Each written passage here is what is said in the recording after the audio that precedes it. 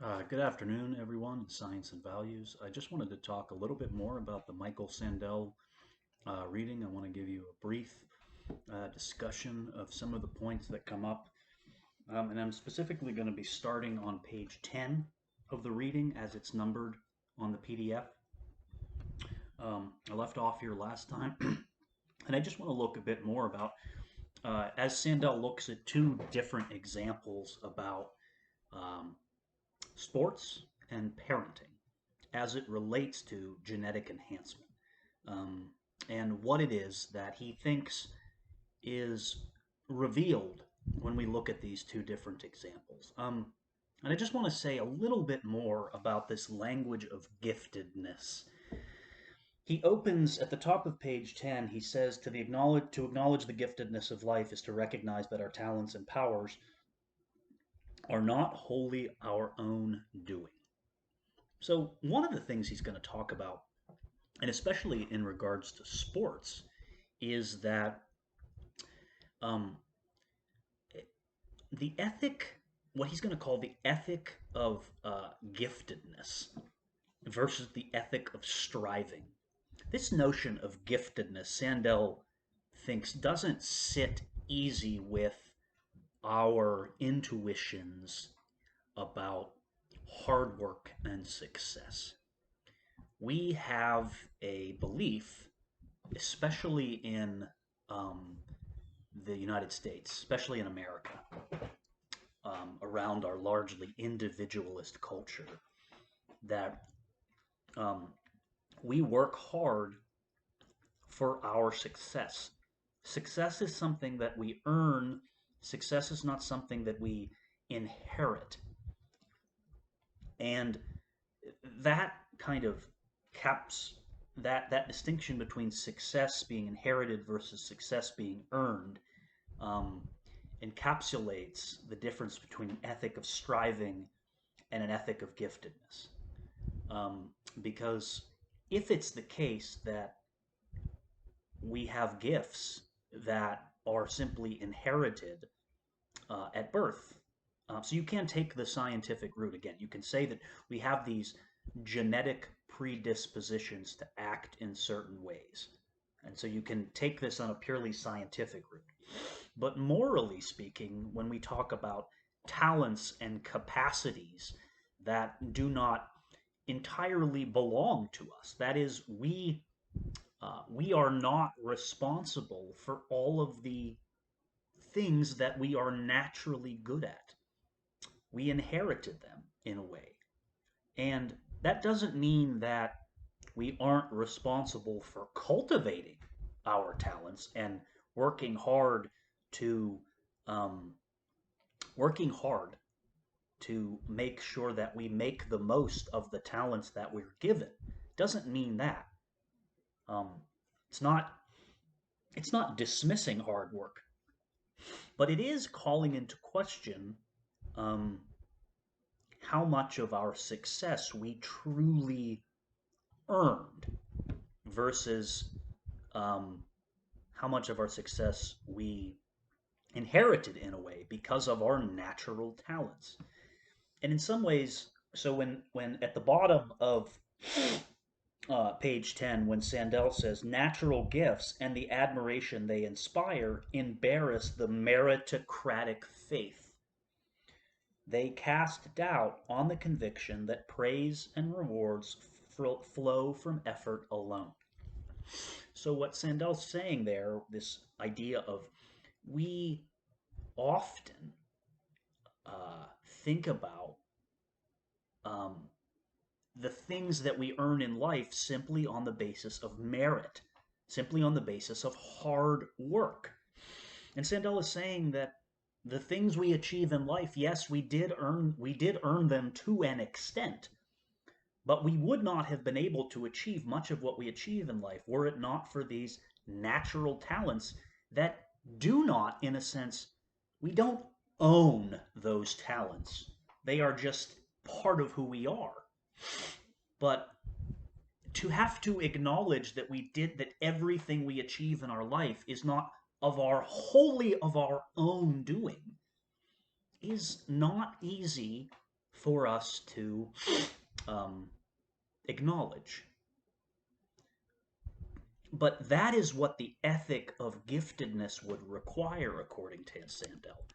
It requires us to acknowledge that not everything in life, um, not everything about human beings, not everything about the universe is something that is under our control. It asks human beings to take a step back and acknowledge the humility that is required for the ethic of giftedness. It asks us to be humble in the face of nature. It asks us to do that. Again, Sandel acknowledges that this can sound religious in nature, that somebody might say, for example, that you have to stand back and kind of acknowledge yourself in the presence of God. But it doesn't make a difference. You don't have to make it. Sandel's arguments, excuse me, Sandel's arguments don't rest upon theology. Sandel's arguments don't rest upon asking you to accept some kind of creation story that God created us with certain talents. No, you don't have. All you have to be willing to acknowledge is that our talents and our capacities and our abilities we are not wholly responsible for them. It doesn't matter if so the point is, I think when the last time I taught this, students had some uneasiness with the language of giftedness. But then don't call it giftedness. Call it talents that don't belong to us or things we didn't choose.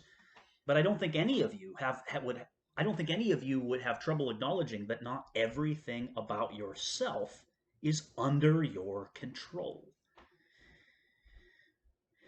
And that everything you achieve in your life is not entirely under your control. And so, again, Sandel wants to say that what the ethic of giftedness, what this kind of encapsulates, is it requires us to kind of step back and be humble in the face of nature. And that if we take up the perspective of the ethic of giftedness as opposed to the ethic of striving, we might be more willing to slow down with our science and our technology in an attempt to remake the universe in our image, right?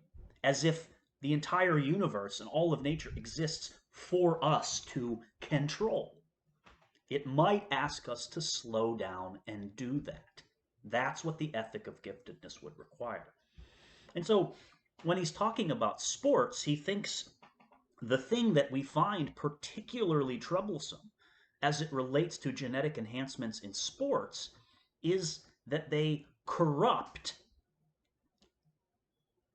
athletics as a site of competition for the display of natural talents, for the display of naturally gifted individuals.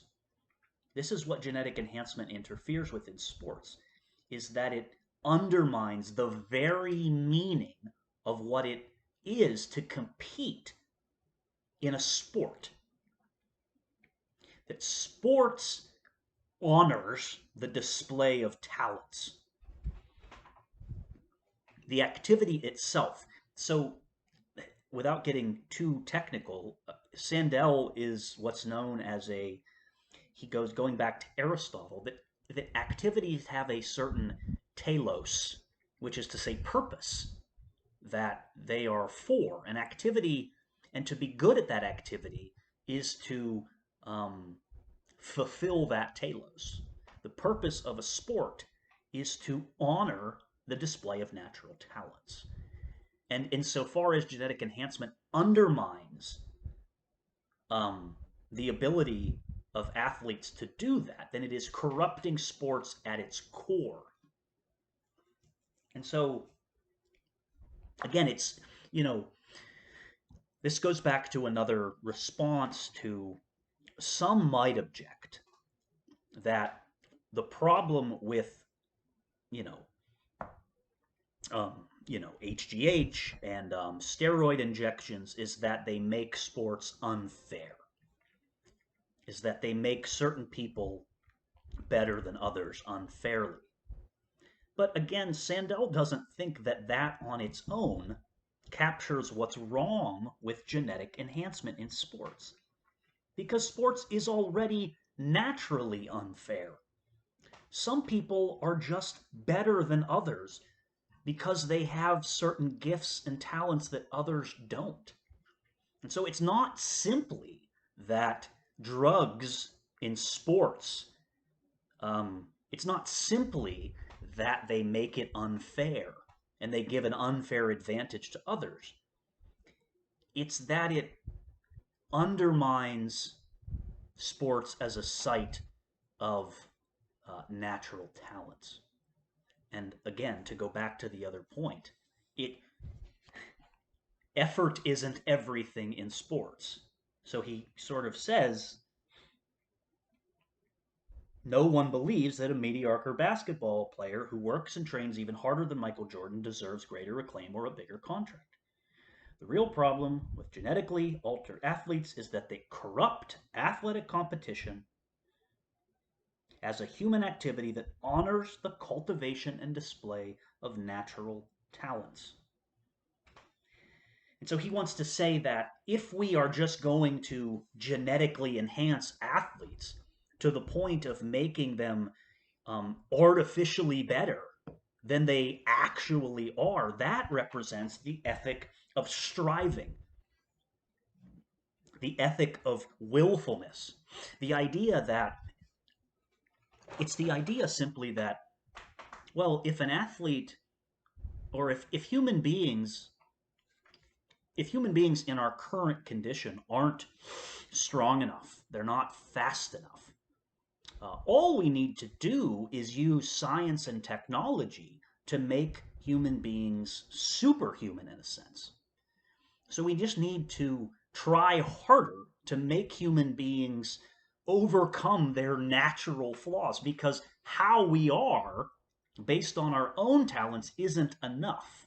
And we need to remake human beings as these robotic, super like creatures.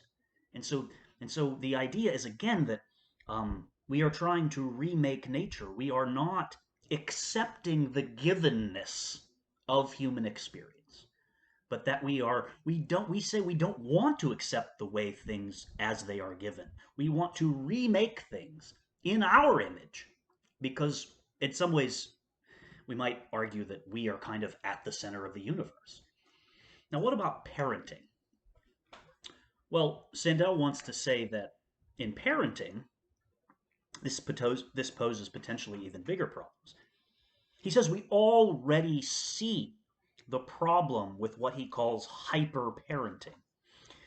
Often you hear the term helicopter parenting, the idea that your parents are constantly monitoring their children and wanting them to succeed beyond anything that they might be interested in or capable of doing on their own. In some ways, some see this as kind of vicarious parenting, is that they want to be able to give children what they never had. And so they weren't as successful in certain parts of their life, so they want to be able to, to compensate for that in their children. And he thinks we already have evidence of hyper parenting, of trying to be able to give our children the very best. And it's okay to do that. That is a form of love, of course. It's not that we shouldn't try to give, it's not that we shouldn't love our children. It's the extent to which we want to control everything about them and make them so much better than every other child. The easiest kind of caricature to see this is like at sports when the parents, this is often portrayed in movies and TV shows, where the parents are in the stands like fighting with each other about whose kid is better, and the kids are kind of looking on like mom or dad, you're embarrassing me. What are you doing right now? And maybe your own parents, you can relate to this. And so there's already indications there. And so if parenting is already kind of headed in that direction, then something like genetic enhancement in children, where we are trying to select for the genes that they will have and the traits that they will have, when we are trying to go to that extent, it's just kind of the completion of the expression that was already there in something like hyperparenting.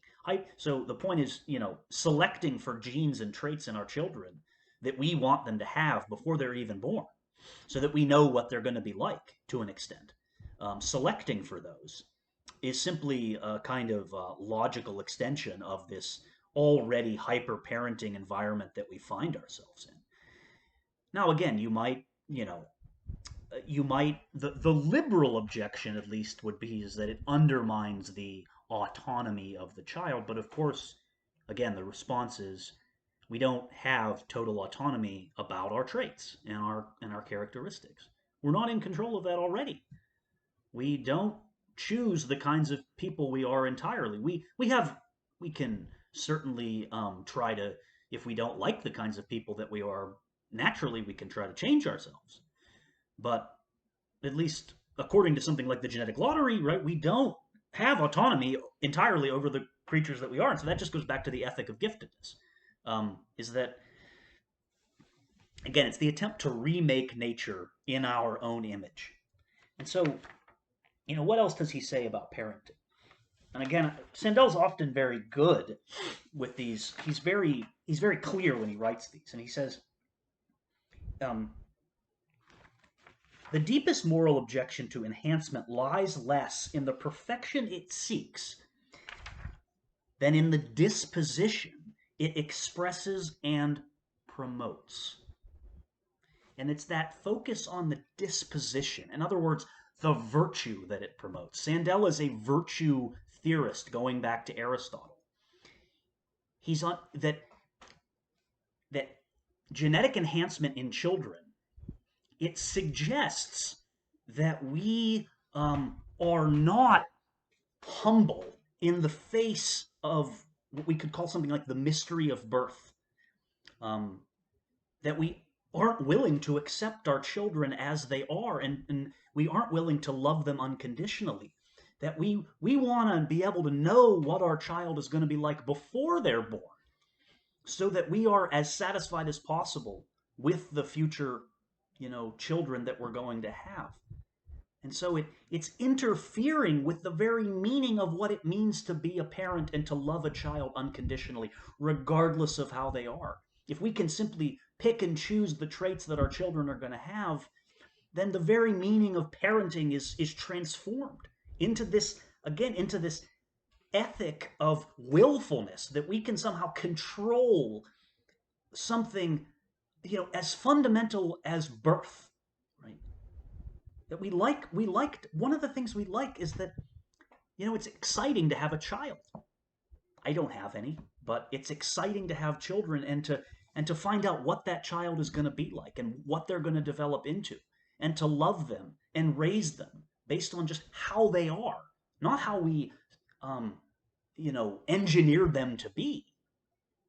And so the very meaning of parenting and the unconditional love and the excitement and the surprise at loving children is fundamentally transformed, according to Sandel, if uh, if we take the route of genetic enhancement, and we don't stop now and ask, are we comfortable with the kinds of attitudes and virtues that we're promoting as a society? That's the fundamental part of Sandel's argument, is that if it becomes the norm, if it becomes the standard, that simply, if in some imagined future, and maybe this isn't that, maybe this isn't that imagined, or it's simply the norm that you are able to pick the genes and select the genes for your children. I mean, I realize the technology is already in its early stages, and maybe it's not that far off. You who study genetics would know better than I do. But if that becomes the norm, what does that suggest about the attitudes and the dispositions that we are promoting, not only at an individual level, but as a society that lives together? That's what Sandel wants to ask. And so um, there's more about eugenics in today's reading that I'm not going to go too far into that, but all Sandel wants to kind of look at here is how there seems to be um, this newfound tolerance or acceptance of something like eugenics if we remove the coercion, if we remove the coercive aspect. Because, of course, he's referring to the Nazis in Germany where, that would be state sanctioned eugenics, where, you're being told the race and the physical characteristics of your child. If we remove the coercive element of eugenics, then maybe he suggests he's asking. It seems like lots of individuals are saying, no, we'd be okay with eugenics in that sense. If eugenics just means trying to control for certain traits, but you're given the freedom to choose which traits those are, right? So you're removing the state governmental apparatus that's telling you they must be these traits. If you remove that and you just say, well, you're going to have the autonomy to choose the traits you want, then Sandel is sort of asking, would be okay with that? And his response is similar. Is that um, it does undermine certain attitudes and dispositions that we want to be promoting as a society, and that kind of gets to where you're going to pick up in the third reading. So I'm not going to go through all these examples. He goes on for several pages about eugenics, but by the end of by the end of today, on page 19 is really where I want you to. There's a real sort of shift in the argument on page 19.